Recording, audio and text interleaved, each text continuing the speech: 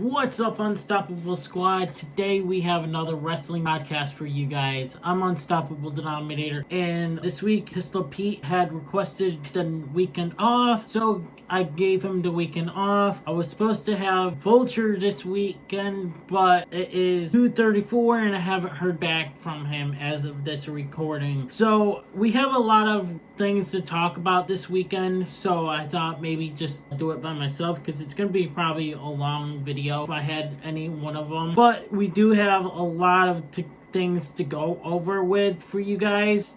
Sting returns to help Darby Allin beat Jon Moxley. Could this mean Jon Moxley is leaving AEW? Reports are saying that he's not leaving AEW till 2027. He is still signed with AEW till then, but he could ask his release from the company because the way how it's been rumored that, but we'll see in the coming weeks or months what's gonna happen. We're about to see Chris Jericho leave AEW to go WWE for maybe his one last run in WWE. What do you guys think? Do you think Jon Moxley's going to leave AEW and then regroup the Shield? Let me know in the comments below. To me, I would love to see the reunion for the Shield, but if he's still contracted with AEW, we probably won't see that until 2027. We'll have to see. Depends on if Jon Moxley does want to go back to the AEW. Unless, maybe, who knows, maybe he want to retire. Never know. Remember, he's a dad now. It's great to see Sting back. I wasn't too happy when Sting returned to help Darby Allin win against Jon Moxley. Why couldn't Darby Allin just win on his own? Moving on, we have Sasha Banks, who wins her 12th belt. So I have some little update on Sasha Banks here. I should have brought that up there. But congrats to Sasha Banks on winning her 12th title. She has beaten a record of some guy who held 11 belts worldwide. You think Sasha Banks is going to continue winning more belts, or do you guys think that she is going to stay at 12 and then start losing her belts left and right? To me, why not having her winning more belts? She's on a roll right now. She's got, 12 belts in her hand? Why not let her keep on winning? Maybe next step is to go to WWE to win those belts too. Soon, probably maybe next year, she might slowly start losing all of those belts. But right now, since she's on a hot streak, I would continue going for it. I have seen an update here that one independent promoter mentioned that booking Mercedes Moné costs around $25,000 per appearance. That's a big number. But honestly, it's Mercedes Moné. She clearly knows her worth. She brings star power wherever she goes. Which she does. You see that she has won 12 belts. And she is at that point where she can win as many belts as she wants. She's on the indies. She's killing it on the indies, as you guys can tell. Probably a lot of people are booing at her, but she's doing what she can do. Look at Zack Ryder. He's killing it on the indies as well. But eventually, maybe Sasha Mercedes Moné will maybe make her return to WWE after her streak of downfall goes down. Who knows? Maybe WWE is seeing her and keeping an eye on her once she's ready to come back. Who knows? Maybe she's going to probably go after TNA. Who knows? Let's move on. A former WWE star, Bobby Fish, is struggling in his life personally and professionally now. He is 48 and is no longer getting paid regularly. And now he has started his own YouTube channel to earn money for himself. Karrion Kross has supported him by subscribing to his YouTube channel. Stay strong, Bobby Fish. I might have to go see what his YouTube channel is. Maybe I could go find it and subscribe and see what he's doing. Sucks that, he's struggling in his life. I'm surprised he didn't go get a real job. Working a real freaking job is really, really hard to even pay. It's hard to pay bills when you're working minimum wage and stuff. Pistol Pete and I have talked about the cost of living under WWE tickets and WWE pricings on platforms and stuff many times here on this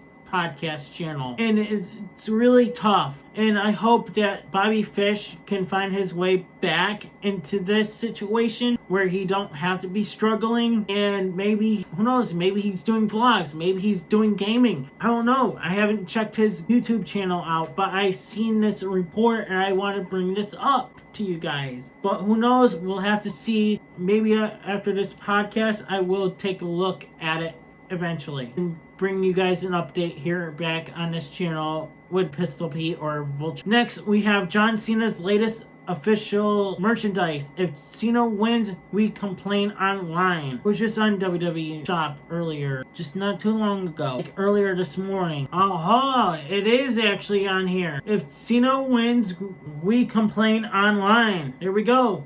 I found it here I might just put it up here for you guys. I'm going to screenshot it here on my phone and for you guys. But yeah, it's actually real. I had to scroll down a lot more to find it is really there. I can't believe WWE Shop actually put it there. Holy crap. I might have to bring this up to next week for Pistol Pete. You'll be like, really? Almost nobody complains about a Cena win. Yeah, because everyone's happy to watch Cena win now because it's his last run in the WWE. So they're gonna be tuning in to watch him and cheer for John Cena now. But yeah, WWE is late on the shit where they should have done this a long time ago. Maybe when he was a heel, they should have done that. To be honest with you, I would have done that when he was heel. Yes, as I'm looking right here on WWEshop.com, he's got some great merchandise here on WWEshop.com. I'm not a John Cena fan. When it comes to John Cena's last match, it's going to be really, really sad, and I may or may not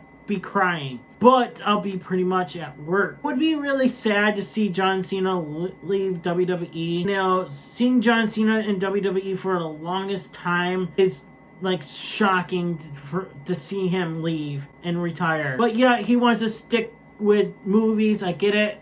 But like I said before, and maybe last week, if I was John Cena, I would have said F the movies. I want more dates with WWE. I want to be having one last run with WWE full time, and boom, yeah, book my full time 2025 year with WWE. You know, this would have been with the heel turn. That should have just been like years ago. He should have turned heel a long time ago. But like I said, John Cena never wanted to be heel ever in his life. But yet, when he was in WWE in the beginning, he was a heel. But yeah, I am shocked to see that right there on a merchandise page. Alright, so here we go. We got some updates on Seth Rollins after he was injured when Pistol Pete and I covered that last week. This week's podcast, we are mentioning that Seth Rollins was stripped from his WWE Championship. And that is a shocking. I didn't think he would be stripped. I thought maybe they would keep the belt on him. Braun Breaker was holding the belt and didn't want to give it up. He did not want to give up the championship. He wants the belt. I've talked about this here on this podcast channel before with Pistol Pete, that Braun Breaker is going to be managed by Paul Heyman. Eventually, Braun Breaker will turn on Bronson Reed. Give it time, it's going to happen. Maybe probably in not this year, but probably in the middle of 2026. We have reported saying that the division wasn't supposed to break up until 2026. I put this up here on my YouTube channel, a poll here. Who do you think is going to take over division? Brock Lesnar, Finn Balor, someone from NXT? No one. So we have 7 votes here on the podcast channel. 86% of you guys said Brock Lesnar. 14% of you said none. There was no other option where I could add another person of saying either CM Punk, or reports are teasing Austin Theory as well joining the division. Also, Jey Uso is teasing to be joining the division as well. Reason why I say Jey Uso is because Jey Uso is turning heel. They're slowly building him to turn heel. They're making him act like a heel because he's acting like Roman Reigns as his championship. Like the championship turns people. We'll talk about that here in a bit. But breaking, Seth Rollins might be out for at least 7 months, which that means there is a big chance he would miss WrestleMania 42. As a fan myself, that's really tough to take in, to be honest with you, because he's a hell of a good wrestler. Love him or hate him, he puts in the workhorse. He worked injured for multiple years. Like The Miz, he was working hurt all the time. I think with this break, this will lead Seth Rollins you've worked so hard. Yes, you want to continue working, because it's your job to work tough and hard, but you need to take a little breather. You are the workhorse of the company. You need to take a break. You gotta tell your boss or someone, look, I need a break. I'm injured. I need to heal for at least a little bit. I can't continue wrestling. I'm hurt. Right there, that tells you Seth Rollins is hurt. He's going to be taking some time away. He's going to probably get a repair on his shoulder. People are saying that there's a possibility it might be a storyline. It's a possibility that, because there's a video package, a guy wearing shoes and black shoes and black pants. So there's possibilities of someone being that. It could be Andrade, it could be Seth Rollins, it could be, who knows who it could be. Anyways, back to Seth Rollins. WrestleMania without Rollins just wouldn't feel the same. The energy in the present he brings every year is unmatched. Well, he has missed one WrestleMania and he was upset about it, but he couldn't do anything about it because he was hurt. He has to move forward and rebuild, reclaim, redesign. That's what he went for before. He could go back to that again, but we'll see. Hoping for a speedy recovery for the Visionary. Now, back to the faction. So, since I brought up CM Punk could lead the Vision. Why? Because there's a problem with Rollins and CM Punk, and this could lead a great turn of events. The Vision helps CM Punk win the title. Why I say that is because you know how it is between CM Punk and Seth Rollins, right? So this could lead into CM Punk winning the championship by the help of the Vision. And when Seth Rollins comes back, he goes AWOL on CM Punk, taking his Vision away from him. That would be a great right there. That would be 100% great storyline right there. And also what I say about Jey Uso, yes, he's going to be turning heel, and we're going to be talking about this. Jimmy could cost Jey Uso the championship, and it could cause issues between the Usos, where Jey Uso is going to turn on his brother very, very quickly, where Jey Uso gets up into his brother's face and yell and scream at him like, what the heck? Why did you cost me this championship? And this belt means more than anything to me, and blah blah blah. I could see that happening. We'll have to see what happens in the coming weeks, but I do think CM Punk could be the new leader of the Vision. Like I said, because CM Punk and Seth Rollins have a problem, and the Vision wants the belt back home, and Braun Breaker wasn't in that match where he could have gotten that belt.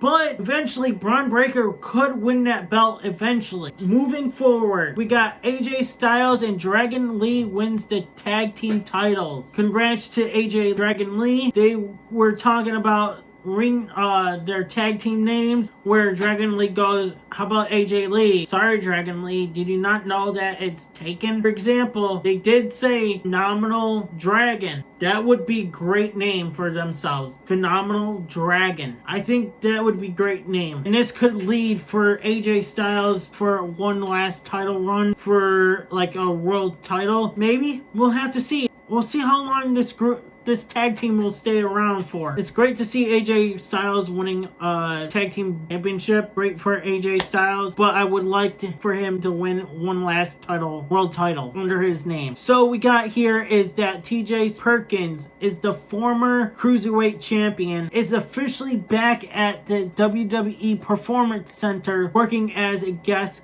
coach. Great for TJ Perkins to see him back in WWE, but working as a guest coach, I don't know what that means. Congrats TJ Perkins on going back to WWE. He probably wanted to go do more wrestling, but he probably can't because he's hurt or something. I don't know. Anyways, we're gonna go move forward. We're gonna talk about the Jimmy and Jey Uso costing the championship, but we already talked about that. WWE might be planning something huge for Sunday night main event. Jey Uso could actually beat CM Punk and turn heel on Jimmy the same night. But like I said, I feel like Jimmy might cost Jey the championship by trying to stop the Vision by helping CM Punk win it. I have a feeling that's what's gonna happen. It would set up a Jey Uso versus Jimmy match for the world title. And honestly, that could be their shot at redemption after what many called their disappointment WrestleMania match. But I don't think it needs a championship. It would be great to see the Usos face each other for a championship, but it doesn't need a championship, especially not right now. This could either be a master stroke or another risky gamble for WWE's creative team. Do you think a heel Jey Uso as a world champion could actually work this time? Definitely, I would love to see it. I think it would be great to see him as a heel champion, and I think it would make real sense for that. I'm going to talk about the video of Jey Uso winning the Battle Royal last Monday Night Raw, where he currently won the Battle Royal and turned on his brother by eliminating him. It currently has more dislikes than likes on WWE YouTube channel. But how would they even know? Because you can't see the dislikes anymore. Someone on the WWE creative side told the reporters about it. You can see the dislikes and likes on your YouTube studio, on YouTube,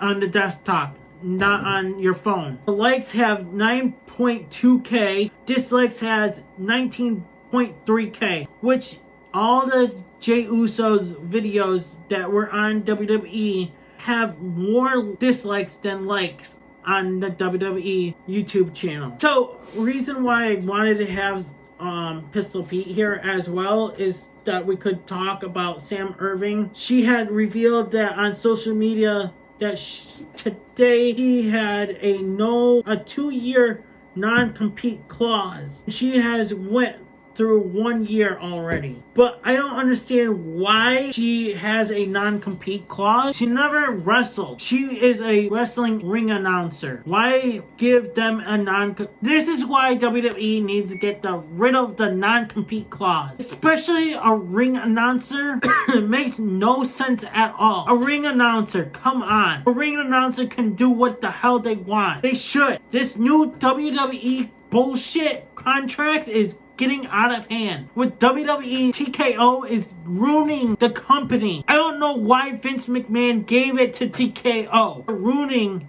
the freaking company. Upping the prices to tickets. Bringing to ESPN where we had to pay $30 freaking to watch a freaking pay-per-view. I just told my coworker I'm not even sure if I want to watch Survivor Series for $30 freaking dollars. I told him, I'm like, I think I'm going to have to watch the highlights on YouTube. I pay freaking $30 when it's hard for us to live on what we have for paychecks, and we have bills to pay for, medical bills to pay for, and so on. How are we supposed to live on groceries and shit? TKO is gonna bring this company down to the ground, and I hope they do. You guys probably say, oh, they won't. They are, guys. They are. By giving Samantha Irving 2-year non-compete clause, that is bullshit. I'm sorry to say. Let me know how you guys feel about TKO. Do you feel like they're gonna drag it down to the ground by the prices and the non-compete clauses and bullshit? It's great that Sam Irvin found something else to do while she's in that 2-year non-compete clause, but it's bullshit. AJ Styles says he was so shocked and grateful after John Cena's special introduction at crown jewel. It completely caught me off guard when I heard the definition of total non-action. I thought to myself, wait a minute. He took this from just being about John to making it about John and AJ Styles. It's something he didn't have to do, but that's John. That's just who he is as an individual. AJ Styles via Boston Herald. He didn't also mention that he was shocked about bringing up the group leader of the Bullet Club, but I'm shocked he didn't. AJ Styles didn't bring that up on what I showed and talked about here. Great to see that AJ Styles is giving John Cena props on this and giving him credit for it. And, he is shocked about it. And, all of us were shocked, especially bringing up Bullet Club. But the thing is, with the total non-stop action, WWE is working with TNA. Moving forward, we have breaking news. WWE Money in the Bank 2026 has been announced for September 6, 2026 in New Orleans at the Smoothie King Center. So I don't know why they're pushing it to September, right after SummerSlam. Usually it's in the middle of SummerSlam and WrestleMania. Very interesting to see it's after SummerSlam. Something new for this, but I have to see how it's gonna play out to be. Is this going to be just one-time deal, or is it gonna be something that they're gonna look forward to keep it in September? What's gonna be in the summertime? We'll have to see. Are they trying to push more dates to go to outside of the country to put something there? Who knows? I don't know. We'll have to find out where that leads to next year of that filling of the summertime. But I am shocked that they're bringing Money in the Bank in September, like I said. So 8 years ago, Finn Balor went off script to perform the Too Sweet gesture with AJ Styles. Vince McMahon later punished him by having him squashed by Kane on Raw, which was kind of bullcrap. And the thing is, yes, the Too Sweet was pretty much used in the Bullet Club. Also, not just that, by Triple H in the Clique. That shouldn't have got punished. Maybe that's why he got punished for not being able to have the world title anymore. But it's still sad that seeing Finn Balor not have a world title shot still is very, very sad. I would love to see Finn Balor a champion one last time. I would love to see Finn Balor and AJ Styles fight one last time, and also maybe team up one last time. That would be great. To be honest with you, it would be great that they could have brought the Balor Club, where instead of the fans as the Balor Club, they should have let the Balor Club be as a faction. We saw AJ Styles and the club, the Good Brothers in WWE. Why didn't they just go combine those guys together as the Balor Club? Finn Balor actually started the Bullet Club. Why couldn't he start the Balor Club and have them joined in? Now that we have more members of the Bullet Club in WWE, we have more Bullet Club members in WWE that are now in the MFTs. WWE don't see it that way. They never went that route. That would have been great faction right there, but oh well. So we have some major breaking news that Bayley is heavily rumored to be signing with AEW after her contract with WWE expires next year. And this is probably why she is acting the way how she is on TV, giving one last push as her character, because there's probably nothing else for her to do with this character, and she might go to AEW to see what she can do over in AEW. It would be great to see her in AEW, but the name Bayley is actually not gonna be over in AEW. It's owned by WWE, so Bayley might have to come up with a new ring name, or she could come up with use her actual name. I would love to see where her character plays out to be as Bayley. It's great to see her character heel / babyface, the tweener. I do hope that Bayley and Ira do win tag titles together. It'd be great. Even though, yes, I do love the fact that Charlotte Flair is teaming up with Alexa. don't take the belts just off of them. I would love to see a dark side of Charlotte Flair. Would you guys? I would definitely love to see it. So anyways, but we know that once they lose the titles, I definitely see Charlotte Flair turning on Alexa Bliss. Anyways, breaking news, we have Piper Niven's WWE career may sadly be over after suffering a serious neck injury. According to sources close to the situation, both WWE's medical team and Niven herself are exploring very possible options to ensure she can recover safely and avoid long-term damage. However, things remain uncertain, and there's a very real possibility she may never be cleared to compete in the ring again. So that's probably why we never seen her wrestle, and we only saw her like dressed in a suit and stuff. Niven's last WWE appearance took place on the August 22, 2025 episode of SmackDown. Oh, okay.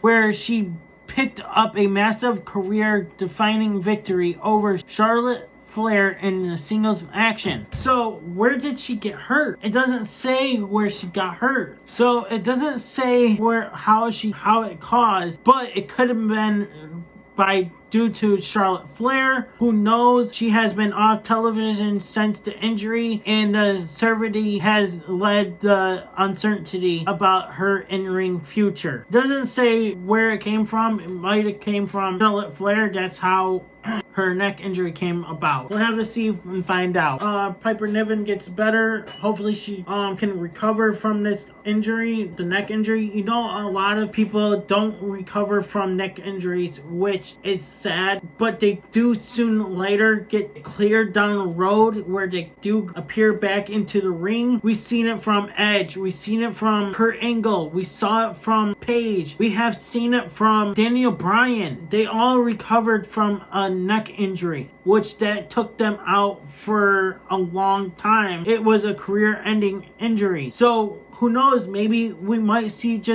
her as a Chelsea Green security person, or a manager, or a coach. You never know. We don't know how the injury came about. So we're going to report this here. This is reportedly believed among wrestling circles in Mexico that Andrade may be headed back to WWE. This comes after his recent departure from WWE and after making his return to AEW only to disappear immediately after agreement with the company. It was previously reported that Andrade could be forced to sit on the sidelines for a whole year due to the agreement unless he speaks legal actions, and the belief is that he'll be forced to return to WWE rather than being frozen out for the remainder of his time. Sources are reported by PW Insider, which that would be really interesting to see. Since he can't compete in any other companies for a year, he could go back to WWE, or he could just sit and wait and get a real job for a whole year, or he could do what Bobby Fish is doing. He could do that for a whole year. Who knows what Andrade is going to do leading forward?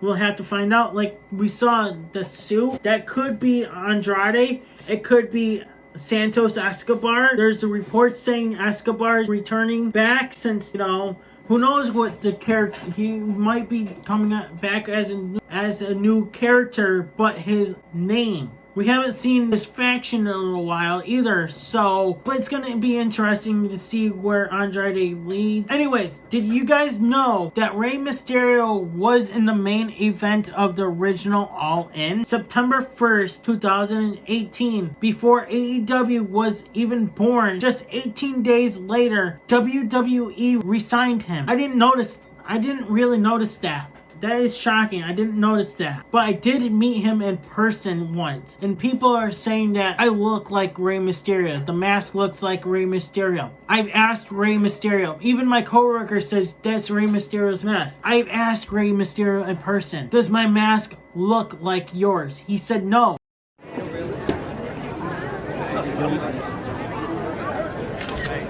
Excited? Yep. Hey, Ryan, I have a question.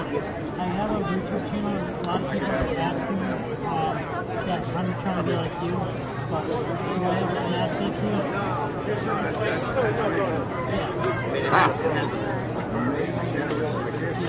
Nothing compared. I keep telling them, I do wrestling news and wrestling talk show. Even if you did look at me. Yeah. Oh, okay. They keep saying that I'm trying to be like you, and I'm like, yeah. That's all good, man. How you doing? That one match was enough to make WWE panic, realizing one of their top merch sellers of all time was with the Elite. Imagine if WWE hadn't pulled that trigger. Ray could have been an AEW original. Now take it further. Would this had been where Dominic had followed his father and been there too? Possibility. We'd be watching him feud with Hook instead of being Dirty Dom. We'll never know, but alternate timeline sounds wild, to be honest with you. I might have to watch that clip and see Rey Mysterio all in. Yeah, I didn't know about that. Did you guys know about that? Let me know in the comments below. The official bracket to crown the first ever AEW Women's World Tag Team Champion. The tournament starts on Fight Night, AEW Dynamite at 8/7 Central on TBS and HBO Max this Wednesday. So stay tuned for tomorrow. As you guys are watching this and listening to this, it'll be tomorrow. Okay, so next we have breaking news. WWE is reportedly planning a huge run for Braun Breaker as world champion. As we talked about this before. Why is this being reported when WWE didn't make him be in that title picture? But like I said, I think we could see CM Punk be the leader of the faction. Or you know what? How about this? I just came up with this. CM Punk becomes the champion winner. Division helps him win. He eventually wins the title. Seth Rollins comes back. Seth Rollins and CM Punk make it a triple threat. Braun Breaker wins it. Great. Book it, WWE. Book it. It was also noted that the company has been having discussions internally about the perfect time to put the belt on Braun Breaker. That it's scheduled to happen much sooner than later at a major event. Additionally, it was stated that Breaker was initially held out of the #1 Contender Battle Royal this week on Raw due to the situation, as WWE did not feel that the upcoming Saturday night's main event on November 1st was a big enough stage for the crowning moment. Fuck that! It's big enough! Forget about that! Give Braun Breaker his flowers. Let him be the World Championship. I think they are planning it to be at Survivor Series. Just put it at main event, Saturday night's main event. Forget it. Just put it there. Make it a triple threat match. That would be great, to be honest with you. What do you guys think? Let me know in the comments below. Hornswoggle has reported he recalls bullying Big E to his breaking point. I bully Big E a lot. I always bullied Big E. I wasn't bullied growing up. I'm very thankful for that. If you've never been bullied, then why bully someone? That's what I hate about people. I hate when people bully people. I always get bullied by Immortal Spades off camera sometimes. Even on camera sometimes he bullies me. Even when he bullied me on freaking our GTS wrestling reactions here on this channel, he bullied me. But why Hornswoggle, I'm surprised he didn't bully you because how small you are compared to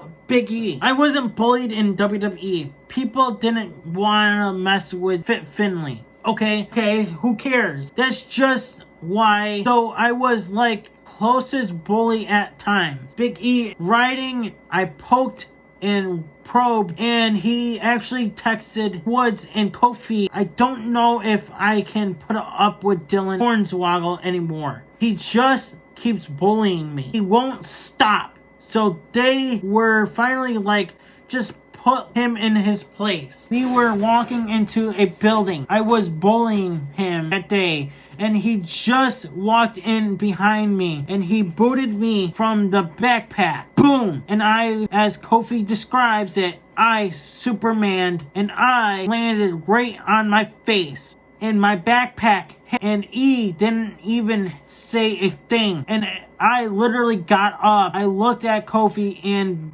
go, breaking point. He goes, yeah, I think that was his breaking point. And I literally walked up and said, yeah, I deserved that. And he goes, oh, yeah, you did. This was reported on What's Your Story. The thing is, funny thing is, didn't hear about that unless a Big E talked about it and I didn't listen to it, or did Hornswoggle mention it on What's Your Story. Just finished What's Your Story and I didn't see no Hornswoggle episode. Okay, so I didn't see that then. And it didn't pop up on the screen on my list to listen to. But what pisses me off on What's Your Story for Stephanie is that you get the Raw Talk. Why put Raw Talk under Stephanie? You got your Raw Recap. You have your own freaking podcast. Why put it underneath What's Your Story, Stephanie McMahon? Why? Get rid of it. Just let Stephanie have her own platform.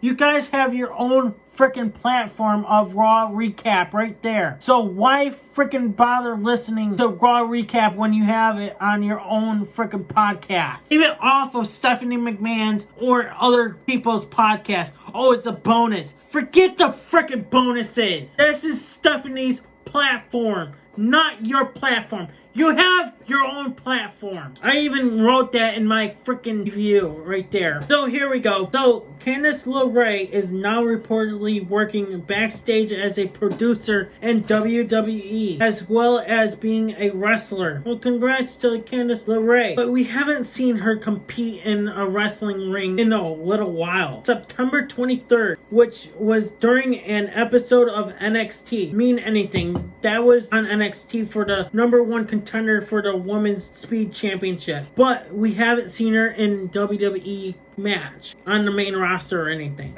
But congrats for Candice being a backstage producer. Hopefully you can turn things around WWE as a producer. It was also noted that LeRae has been producing matches as of late for main event, including one before SmackDown involving the Street Profits versus Los Garza. Sources reported as WrestleVotes. Okay, so that it's really good to see that she produced that. Good luck, Candice, for producing for WWE. I hope it goes great for you. We haven't seen her husband or what's his name in a while. So he's still signed with the company as a active. His last match faced Damian Priest and Io Shirai on September 30th. With Candice LeRae. But what about Tommaso Ciampa? September 30th, 2025, episode of NXT where he was part of a triple threat match against Carmelo Hayes and Trick Williams. I don't remember that because I once in a while see that highlights, but I might have to watch more highlights then. So we're gonna move on. Blake Monroe wins the NXT Championship. Congrats to Blake Monroe. What's gonna lead into, will this make Zara and Ruka? Will this lead into a feud between each other? Yes, I have a feeling that's going to lead because Zarya lost the championship, but it looked like Zarya got injured. Her shoulder got popped out in the match, and it looked like Ruka was going to turn on her, but she was just helping her get her shoulder popped back out. So we'll have to find out what leads into that once Ruka comes back and if Zarya is not hurt. Tatum Paxley wins the NXT North American Championship. Congrats to her. She deserves it. We'll see where things lead for her. Ricky Saints retains the championship, and we could possibly now say that Trick Williams is going to move up to the main roster now that he didn't win the championship. I hope you guys enjoyed this podcast. Guys, give me a big thumbs up. Please, please, please. I tried my best. I know it's just me, Oos. I am looking at my phone. Nothing from Vulture I'm sorry. It's just me this week. Please, please, please just give me my flowers. Anyways, Unstoppable Squad, next week I'm hoping to have Vulture and Pistol Pete here next week. Would love to have them do a podcast next week. I'm just glad I did this all by myself because there was so much to talk about and there's a lot of editing for myself to do this week. I've done this before all by myself with doing wrestling news and much more done in my past. And yeah, hopefully I don't lose followers and stuff from this. If I do, oh well, you guys weren't my supporters. Anyways, Unstoppable Squad, thank you guys for watching. We'll see you guys next week. Hopefully we'll have Pistol Pete and Vulture here. But anyways, Unstoppable Squad. If not, it'll just be me, Oos. I'm Unstoppable, and I'll see you guys next week. Podcast. And I'm out. Hey everybody, it's your boy Skiz here. And if you don't subscribe to Blonde and the Unstoppable Denominator, then you are a toothy bumfuck, pussy ass bitch motherfucker.